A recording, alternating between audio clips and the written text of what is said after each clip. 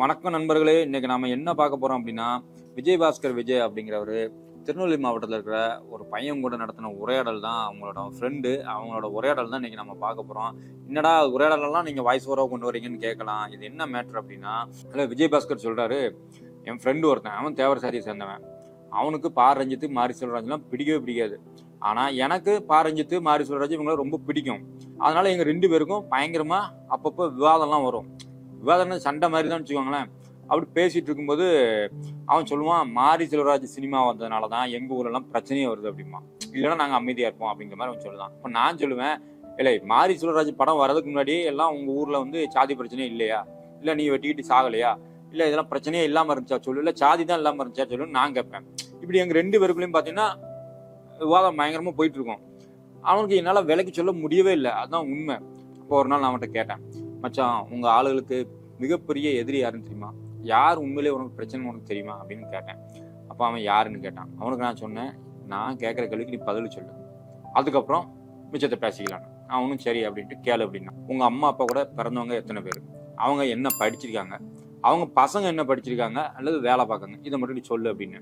இப்போ அவன் சொன்ன தகவல்லாம் என்னன்னு பார்த்தீங்கன்னா இதுதான், நான் சொல்லுதான் கேட்டுக்கோங்க. அம்மாவோட பிறந்தது 8 பேர், அப்போ மொத்தம் 9 பேர். அந்த 9 பேருமே படிக்கல, அதாவது 10ஆம் கிளாஸ் தாண்டல. இப்போ அதுக்கப்புறம் அவங்க பிள்ளைகள் இருக்கலாம், இந்த 9 பேருக்கும் பெற்ற பிள்ளைகள் இருக்கு பத்தியில, அது மட்டுமே 21 பேர். இப்போ அப்பாவோட பிறந்தது 5 பேர், அந்த 6 பேரோட பிள்ளைகள் பார்த்தீங்கன்னா 14 பேர்.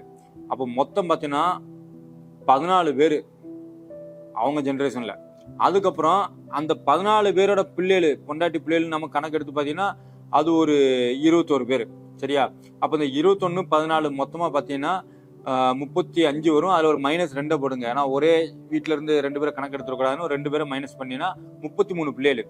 சரி, அந்த 33 பிள்ளைகளுமே எப்போ பிறந்ததுன்னு பார்த்தீங்கன்னா 1975க்கு முன்னாடியே பிறந்திருக்காங்க. இதுல யார் என்னென்ன படிச்சிருக்கான்னு கேட்டப்போ அவன் சொன்னா, ஒருத்தர் வந்து பிஇ படிச்சிருக்காப்லையாம், ஒருத்தர் வந்து டிப்ளமோ, ஒருத்தர் டிகிரி முடிச்சுட்டு போலீஸ் ஆயிட்டாரு. அப்புறம் பார்த்தீங்கன்னா 4 பேர் டீச்சரிங் முடிச்சு டீச்சர் இருக்காங்க, 2 பேர் நர்சிங் படிச்சுட்டு நர்ஸா இருக்காங்க. படிச்சு வேலைக்கு போனது எத்தனை பேருன்னு பார்த்தீங்கன்னா 10 பேர்.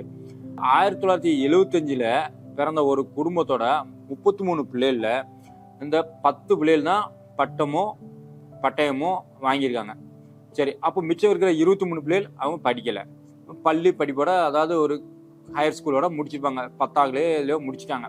அவங்களோட பெர்சன்டேஜ் இவங்களோட பெர்சன்டேஜ் நம்ம பார்த்தோம் அப்படின்னா 33க்கு 10 பேர் படிச்சு பாஸ் பண்ணியிருக்காங்க, வேலைக்கு செஞ்சிருக்காங்கன்னா அது ஒரு 31% தான்.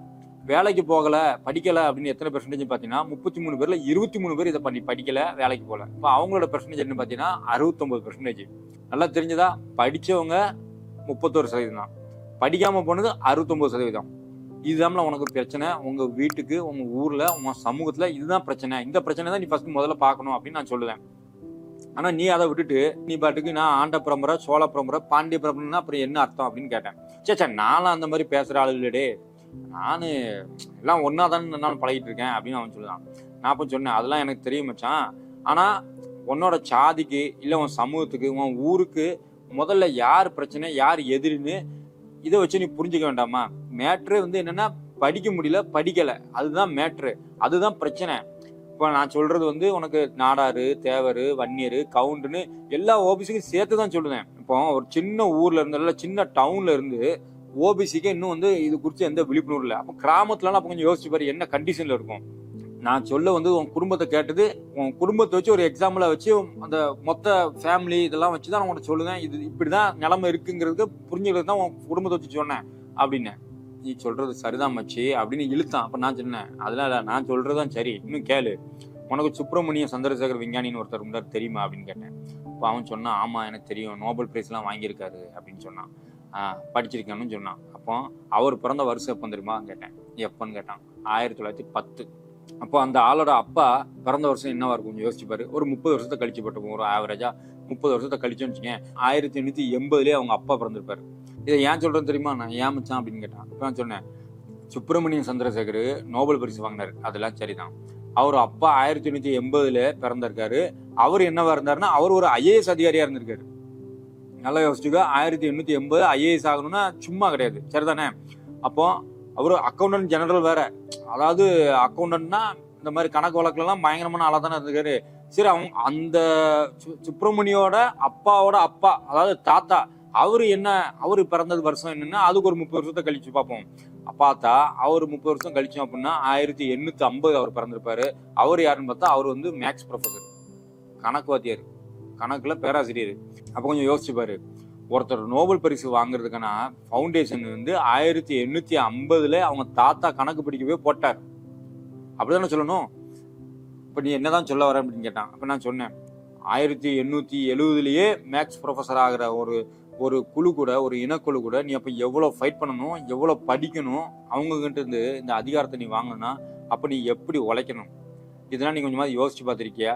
ஆனா அந்த மாதிரி கொஞ்சம் கூட ஒரு விழிப்புணர்ச்சியே இல்லாம, அறிவே இல்லாம, படிக்காம இந்த ஓபிசி பசங்க கோயில் கூட, ஜல்லிக்கட்டு, சாதி சண்டை, அது இதுன்னு போறதுன்னா அப்ப அது யார் தப்பு? நம்ம தப்பு தான் அப்படின்னு சொன்னான், ஒத்துக்கிட்டான். அப்ப நான் சொன்னேன், அப்போ ஒரு ஓபிசி கூடத்தோட பதட்டம்லாம் எப்படி இருக்கணும்? நல்லா படிக்கணும், பெரிய பெரிய படிப்பா படிக்கணும், அப்பதான் முன்னேற முடியும், அப்படிதான் யோசிக்கணும். ஆனா நம்ம என்ன பண்ணிட்டு இருக்கோம்? தெருவா சாதி கொடியை தூக்கிட்டு கார்ல 4 கதவையும் திறந்து போட்டுட்டு பேனட் மேல ஏறி உட்காந்துட்டு ஆடிட்டு இருக்கோம். இது விளங்குமா சொல்லு அப்படின்னு கேட்டேன். அவன் சொன்னா, நீ சொல்றதெல்லாம் எனக்கு புரியுது மச்சான், ஆனாலும் பாரஞ்சித்து மாரி செல்வராஜ்லாம் கொஞ்சம் ஓவரா தான் போறாங்க அப்படின்னா. மக்கா நான் சொன்னேன், மச்சான் நீ அந்த டேரக்டர்ஸ் நீ எப்படினாலும் திட்டிக்காது, உன் இஷ்டம், சரிதானே. ஆனா ஓபிசியோட உண்மையான பிரச்சனை, ஓபிசியோட உண்மையான எதிரி யாருன்னு புரிஞ்சுக்கிறதுக்கு நீ நோபல் பரிசு வாங்கின அந்த விஞ்ஞானி சந்திரசூரோட தாத்தா ஒரு மேக்ஸ் ப்ரொஃபசர் அப்படிங்கறத மட்டும் நீ மறந்துடாத. என்னால அவ்வளவுதான் சொல்ல முடியும். நல்லா மறுபடியும் சொல்லுதேன், 1850 பிறந்தவர் 1870 மேக்ஸ் ப்ரொஃபசரான ஒரு கம்யூனிட்டில இருந்து வந்த ஒருத்தர் 1910 நோபல் பிரைஸ் வாங்குறாரு அப்படின்னா உனக்கு போட்டி யாரு, உனக்கு எதிரி யாருன்னு நீ இப்போ புரிஞ்சுக்கோ அப்படின்னு சொல்லி முடிச்சுட்டேன். இப்ப நான் என்ன சொல்ல வரேன்னா, பெரும்பாலான நம்மள மாதிரி பசங்களுக்கு, ஓபிசி பசங்களுக்கு ஓபிசியில உண்மையான பிரச்சனை என்னன்னு புரிய மாட்டேங்குது. படிச்ச ஓபிசி இளைஞர் அமெரிக்காவுக்கு போறாங்க, பெங்களூர்ல போய் ஐடி கம்பெனில வேலை பார்க்குங்க, நல்லா சம்பாதிச்சுட்டு வருஷம் கோயில் கூட, ஜல்லிக்கட்டு, இதுக்கெல்லாம் நேரா ஊருக்கு வந்து நல்லா கெடா வெட்டி நல்லா தின்னு போட்டு சாதிடா நம்ம சங்கம்டா அப்படின்னு ஒரு படிக்காத பயில்கள் மத்தியில ஒரு உசுபேத்தி விட்டுட்டு பேசாம கிளம்பி போயிருந்தாங்க. படிக்காத பயிலுவ இவனை பார்த்து இவங்க அந்த பாரம்பரியத்தை காப்பாத்துறாங்க, அப்ப இவங்க கூட நிக்கணும் அப்படின்ட்டு படிக்காம பாரம்பரியத்தை காப்பாத்துறதுல சுத்திட்டு இருக்காங்க. இவங்க நல்லா ஜாலியா படிச்சுட்டு அவங்க சம்பாதிச்சு அவங்க குடும்பத்தை அடுத்தடுத்த கட்டத்துல முன்னேறிட்டு இருக்காங்க. அப்ப படிக்காத அந்த ஓபிசி பையங்கெல்லாம் யோசிக்கணுமா வேண்டாமா சொல்லு. இப்ப இதனாலதான் 2025 கூட சின்ன சின்ன டவுன்லயும் கிராமத்துலயும் கூட 10வது தாண்டாத ஓபிசி இளைஞர்கள் ரொம்ப அதிகம் பேர் இருக்கிறாங்க. ஆக ஓபிசி இளைஞர்கள் யார வேணாலும் நினைச்சுக்கிட்டோம். நோபல் பரிசு பெற்ற விஞ்ஞானி சந்திரசேகர் மட்டும் மறந்துடவே கூடாது, நினைவு வச்சுக்கோங்க. அதுக்கப்புறம் அவங்க தாத்தா 1880 கணித பேராசிரியர் அப்படிங்கறதையும் நீங்க ஞாபகத்துல வச்சுக்கணும். நம்ம சாதியில இப்போ ஆச்சு இளைஞர்கள் எல்லாத்துக்கும் ஒரு டிகிரியாவது படிச்சாதான் அடுத்த ஒரு 50 வருஷம் கழிச்சு நம்ம சாதிக்காரத்துல இருந்து நம்ம ஓபிசில இருந்து ஒரு நோபல் பரிசாவது வாங்க முடியும் அப்படிங்கிறத உணரணும்னா நம்ம கல்வியின் பக்கம் திருப்பி வைக்கணும். அதுதான் சரியான ஒரு வழியா இருக்க முடியும். தவிர அதை விட்டுட்டு கொடியை பிடிச்சிட்டு சாதி பேரை சொல்லிட்டு தெரியுதுல எந்த அர்த்தமும் கிடையாது. அப்ப நம்ம சாதி பிள்ளைகள் படிக்கணும், முன்னேற வேணும்னு துடிப்பு உங்களுக்கு இருக்குன்னா பிரச்சாரத்துல வந்து யார் இறங்கணும்னா இந்த படிச்ச ஓபிசி இளைஞர்கள் உடனடியா இதை முன்னெடுக்கணும். அதுதான் நான் கேட்டுக்கிறது.